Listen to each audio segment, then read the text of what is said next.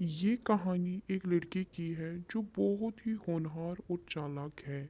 ये एक किसान खानदान से ताल्लुक रखता है। इसका नाम महेश है।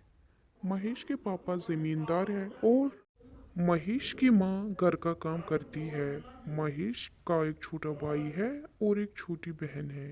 महेश एक हाई स्कूल में पढ़ता है और वो बहुत ही ज़हीन बच्चा है, जिस वजह से सारे उसातिज़ा उसे बहुत पसंद करते थे। महेश खेलकूद में भी बहुत अच्छा था और उससे तैरना बहुत अच्छे से आता था, जिसके लिए वो हर इतवार को झील पर जाता था और तैराकी की मशक करता था। वो गांव में सबसे अच्छा तैराक माना जाता था।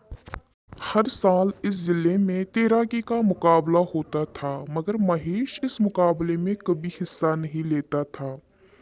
एक दिन महेश के उस्ताद ने महेश को बोला कि तुम इस मुकाबले में हिस्सा लो, और महेश ने अपने उस्ताद की बात मानकर इस मुकाबले में हिस्सा लिया।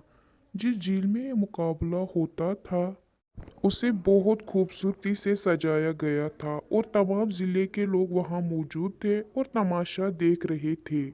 सारे तैराक सिग्नल के लिए तैयार थे। इन्हें दूसरे किनारे पर जाकर घंटी बजानी थी और फिर वापस आना था। जो सबसे पहले आता वही जीत जाता। जो ही बंदूक की गोली हुई तो सारे तैराकियों ने झील में गुत्ता लगाया और तेजी से तैरने लगे जितना वो तैर सकते थे।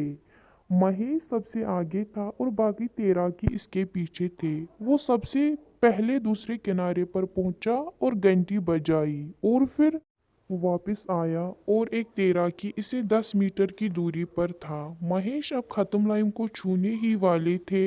इतने में एक छोटा लड़का जो तैराकियों के लिए तालियां बजा रहा था झील में गिर गया और चिल्लाने लगा, बचाओ बचाओ। महेश ने सोचा अब क्या करूं। वो उसी तरफ गया और उस लड़के को बचाया और उसके पीछे का तैराकी जीत गया। सारे लोग परेशान हो गए कि महेश ये मुकाबला जीत ना सका, मगर खुश भी हुए और उसे शाबाशी भी दी कि उसने एक जान बचा ली।